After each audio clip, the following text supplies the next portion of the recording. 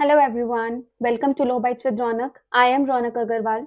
In today's lecture, we will understand the definition of law by Eugene Ehrlich. I assure you that after watching this lecture, you won't be required to refer to any other source for this topic, and comprehensive notes are also provided. Eugene Ehrlich, it was his full name. He was born in the year 1862. Eugene एरलिक एक leading jurist थे sociological school of jurisprudence के। उनका मानना था कि law सिर्फ act और court के जजमेंट्स तक लिमिटेड नहीं होता है। सिंपल वर्ड्स में लॉ सिर्फ किताब में लिखा हुआ नहीं होता, बल्कि सोसाइटी में जो एक्चुअली फॉलो होता है वही रियल लॉ होता है। एरलिक स्ट्रांगली अपोज करते थे इस आइडिया को कि लॉ सिर्फ स्टैट्यूट्स और जजमेंट्स में होता है। उनके according real and effective law society के अंदर होता है, ना कि सिर्फ लेजिस्लेचर या कोर्ट में। फॉर एग्जाम्पल, अगर लॉ कहता है कि हमें क्यू में लाइन में खड़े रहो, लेकिन सोसाइटी में लोग ऐसे भी होते हैं जो पहले से जान पहचान के बेसिस पर काम निकलवा लेते हैं, जो क्यू फॉलो नहीं करते। तो ऐसे भी काम निकल जाता है जान पहचान के बेसिस पे, जो एक्चुअल सोसाइटी में वर्क करता है। तो जो एक्चुअली फॉलो हो रहा है वही रियल लॉ है, अकॉर्डिंग टू एरलिक, राइट। एरलिक के अकॉर्डिंग लॉ को हम दो कैटेगरीज में डिवाइड कर सकते हैं, formal law and living law. अब फॉर्मल लॉ क्या होता है और लिविंग लॉ क्या होता है? फॉर्मल लॉ होता है जो पार्लियामेंट बनाती है या कोर्ट की जजमेंट्स में हमें मिलता है। On the other hand, living law होता है जो लॉ सोसाइटी एक्चुअली फॉलो करती है, which is followed in the society. Ehrlich कहते हैं कि हमेशा फॉर्मल लॉ और लिविंग लॉ के बीच गैप होता है। फॉर एग्जाम्पल, लॉ कहता है कि डाउरी लेना इलीगल है, लेकिन सोसाइटी के अंदर अभी भी डाउरी प्रैक्टिस होती है। आज के टाइम में हम उनको गिफ्ट्स का नाम दे देते हैं, वो अलग बात है, लेकिन काइंड ऑफ तो डाउरी ही है वो। तो ये लिविंग लॉ का एग्जाम्पल है कि एक्ट्स और स्टैट्यूट्स हमारे कहते हैं कि डाउरी इज इलीगल, लेकिन एक्चुअल में सोसाइटी में अभी भी ये प्रैक्टिस प्रेवलेंट है।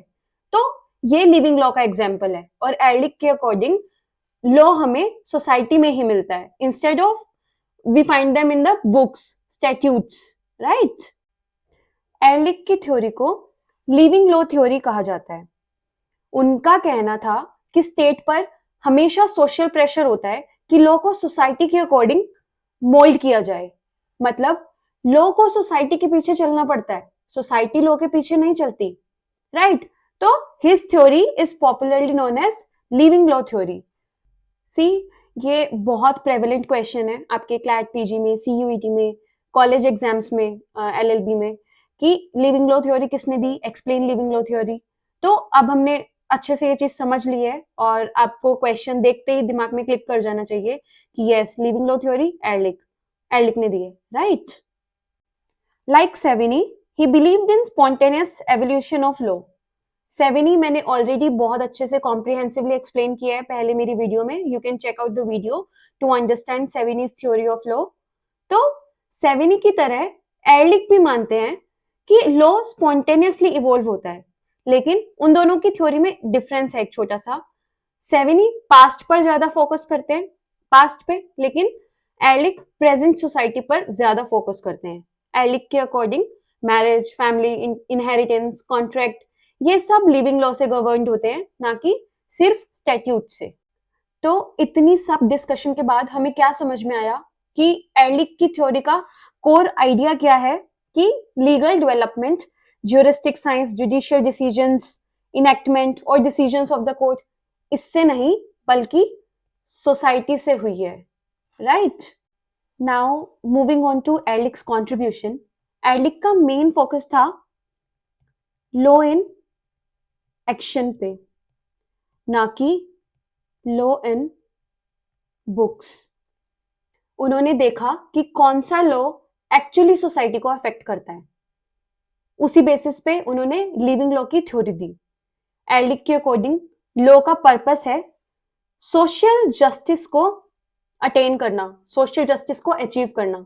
इसलिए जब लॉ बनाया या इंप्लीमेंट किया जाए तो सोसाइटी की नीड्स को ध्यान में रखना बहुत जरूरी है।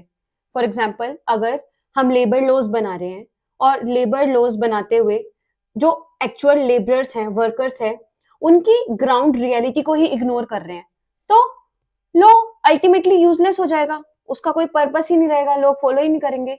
तो अल्टीमेटली जो लॉ बनता है वो सोशल जस्टिस को अचीव करने के लिए बनता है, अकॉर्डिंग टू एर्लिक। GW पेटन, उन्होंने एर्लिक की थ्योरी को सपोर्ट किया और कहा कि लॉ पॉपुलर एक्सेप्टेंस पर डिपेंड करता है और हर ग्रुप अपना लिविंग लॉ खुद क्रिएट करता है। एर्लिक कहते हैं कि लिविंग लॉ का स्कोप स्टैट्यूटरी लॉ से ज्यादा वाइड होता है। कई बार कोई इनेक्टमेंट एग्जिस्ट करता है लेकिन सोसाइटी उसे इग्नोर कर देती है। Indian dowry system, Indian dowry system Ehrlich की थ्योरी का बेस्ट एग्जांपल है, जो कि सपोर्ट करता है कि yes, living law is powerful than statutory law. For example, Indian dowry system, चाहे लॉ बन चुका है, डाउरी लेना देना बैन है, लेकिन सोसाइटी के लिविंग लॉ में अभी भी डाउरी अलाउ है, राइट? हमने प्रीवियसली भी अभी पढ़ा, लोग गिफ्ट्स के आड़ में हम कहते हैं डाउरी अभी भी एक्सचेंज करते हैं। एर्लिक इन रूल्स को कहते हैं फैक्ट ऑफ लॉ, जो स्टेट के लॉ से इंडिपेंडेंट होता है और ज्यादा पावरफुल होता है। तो अब हमने लिविंग लॉ को अच्छे से समझ लिया है। इन शॉर्ट, लिविंग लॉ वो रूल्स होते हैं जो लोग डेली लाइफ में फॉलो करते हैं, बिना कोर्ट जाए भी काम चला देते हैं। कस्टम, यूसेज, सोशल प्रैक्टिस से आते हैं। फॉर एग्जाम्पल, हमारे लिव इन रिलेशनशिप्स, लॉ ने पहले क्लियरली डिफाइन नहीं किया था, लेकिन सोसाइटी में लोग लिव इन में रहने लग गए, बाद में कोर्ट्स ने एक्सेप्ट किया, तो पहले लिविंग लॉ आया, बाद में स्टेट लॉ आया। इसका बेस्ट एग्जाम्पल है हमारा corporate work culture. Rule book में क्या लिखा होता है कि 9 to 5 आपकी जॉब है, लेकिन आपका बॉस कभी भी आपको व्हाट्सएप पे मैसेज करता है कि अर्जेंट असाइनमेंट अभी सबमिट करो। वीकेंड्स पे भी आपके पास कॉल्स आ जाती है कि आपको इस वीकेंड आना है। तो एक्चुअल सोसाइटी में जो फॉलो हो रहा है वो लिविंग लॉ है। लिख दिया तो 9 to 5 कल्चर, लेकिन एक्चुअल में फॉलो तो नहीं होता है। लोग बाद में भी काम करते हैं, वीकेंड्स पे भी काम करते हैं, घर जाके भी व्हाट्सएप पे कुछ ना कुछ करते रहते हैं। तो लिविंग लॉ क्या है? Actual behaviour. Moving on to criticism of Ehrlich's theory, Friedman, he is also a jurist. Friedman ने एर्लिक की थ्योरी को क्रिटिसाइज करते हुए कहा कि एर्लिक सोशियोलॉजी ऑफ लॉ को बहुत ज्यादा एक्सटेंड कर देते हैं। एर्लिक के अकॉर्डिंग जो सोसाइटी फॉलो करती है वही लॉ है, लेकिन फ्राइडमैन कहते हैं कि अगर हम हर सोशल रूल को लॉ मान लेंगे तो लीगल रूल्स और सोशल हैबिट्स में कोई डिफरेंस ही नहीं रहेगा, उनके बीच में डिफरेंस ही खत्म हो जाएगा। फॉर एग्जाम्पल, लोग एल्डर्स की रिस्पेक्ट करते हैं, ये सोशल नॉर्म है, लेकिन ये लीगली एनफोर्सेबल तो नहीं है कि अगर आप किसी एल्डर की रिस्पेक्ट नहीं करोगे तो आपको स्यू कर दिया जाएगा और आप जेल में पहुंच जाओगे। ये लीगली एनफोर्सेबल तो नहीं है, ये एक सोशल हैबिट है, सोशल नॉर्म है। एर्लिक दोनों को ऑलमोस्ट सेम ट्रीट करते हैं, लीगल राइट्स को और सोशल नॉर्म्स को, जो फ्राइडमैन के अकॉर्डिंग गलत अप्रोच है। इन शॉर्ट, फ्राइडमैन का कहना है कि एर्लिक लीगल नॉर्म्स और सोशल नॉर्म्स, इनके बीच में प्रॉपर डिस्टिंक्शन ही नहीं करते हैं। लीगल नॉर्म कौन से होते हैं जो हम कोर्ट में एनफोर्स कर सकते हैं, सोशल नॉर्म कौन से होते हैं जो सोसाइटी के प्रेशर से फॉलो करते हैं। फॉर एग्जाम्पल, आप कहीं दुकान पे सब्जियां लेने गए हैं, तो वहां पे एक लाइन है, क्यू में खड़ा होना है, तो क्यू में खड़ा होना है आपको, टर्न बाइज टर्न चीजें लेनी है, ये सोशल नॉर्म है। लेकिन टैक्स पे करना लीगल नॉर्म है। अगर कोई टैक्स नहीं देता तो ऑब्वियसली पनिशमेंट मिलेगी, लेकिन अगर कोई क्यू में नहीं खड़ा हो रहा, कोई क्यू को फॉलो नहीं कर रहा, तो ये सिर्फ एक सोशल प्रेशर है, राइट? एर्लिक इन दोनों को मिक्स कर देते हैं, जो कि क्रिटिसिज्म का मेन पॉइंट है। Next point of criticism is state made law ignored. Friedman ने ये भी कहा कि एर्लिक इस बात को कंप्लीटली इग्नोर कर देते हैं कि कई बार फॉर्मल लॉ सोसाइटी की प्रैक्टिस को चेंज करता है, ना कि सोसाइटी लॉ को चेंज करती है। फॉर एग्जाम्पल, सती प्रथा, child marriage, untouchability, abolition of untouchability हुआ ना, ये सब कस्टम्स थे, लिविंग लॉ था, लेकिन स्टेट मेड लॉ ने इन्हें बाद में जाके इलीगल बनाया। अगर हम सिर्फ लिविंग लॉ को ही फॉलो करते रहे तो ये प्रैक्टिसेस कभी खत्म ही नहीं होगी, और जो चलता आ रहा है वही हम फॉलो करते रहेंगे। आज तक इसका मतलब सती प्रथा, चाइल्ड मैरिजेस, ये सब चलती रहती, लीगली होती। नेक्स्ट इज मॉडर्न, जो हमारे वेलफेयर स्टेट्स हैं, जो मॉडर्न सोसाइटी है, उसमें स्टेट का रोल बहुत ज्यादा हो गया है इसलिए लॉ सिर्फ कस्टम्स या लिविंग लॉ पर डिपेंड नहीं करता है। फॉर एग्जाम्पल हमारे labour laws, environment laws, consumer protection laws, ये सब सोसाइटी में एग्जिस्ट नहीं करते थे पहले से।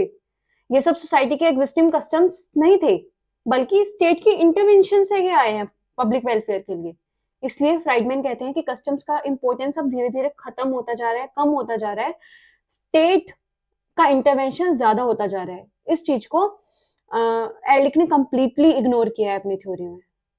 नेक्स्ट, फ्राइडमैन उनका मानना था कि एलिक की सोशियोलॉजी ऑफ लॉ बहुत स्केची है। स्केची मतलब बहुत अनक्लियर और इनकम्प्लीट है। मतलब थ्योरी इंटरेस्टिंग है, लेकिन प्रैक्टिकल एप्लीकेशन के लिए क्लियर रूल्स नहीं बताए गए हैं।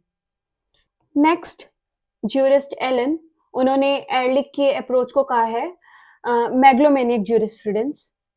एर्लिक ने, इसका मतलब एर्लिक ने लॉ को इतना वाइड बना दिया है कि ऑलमोस्ट हर सोशल बिहेवियर लॉ मान लिया। फॉर एग्जाम्पल हमारा greeting elders, wearing certain clothes in the society, उनके अकॉर्डिंग तो ये सब कुछ लॉ है। जो सोशल बिहेवियर है वो लॉ है। ये सब लॉ नहीं हो सकता, सिर्फ सोशल बिहेवियर है। So this is also one of the criticism. तो अब हमने एर्लिक की थ्योरी के क्रिटिसिज्म को अच्छे से पढ़ लिया है, समझ लिया है।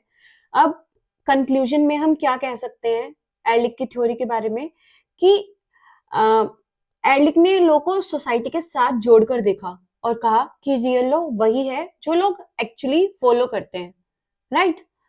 That's all for this video. I hope you all have understood Erlich's theory comprehensively.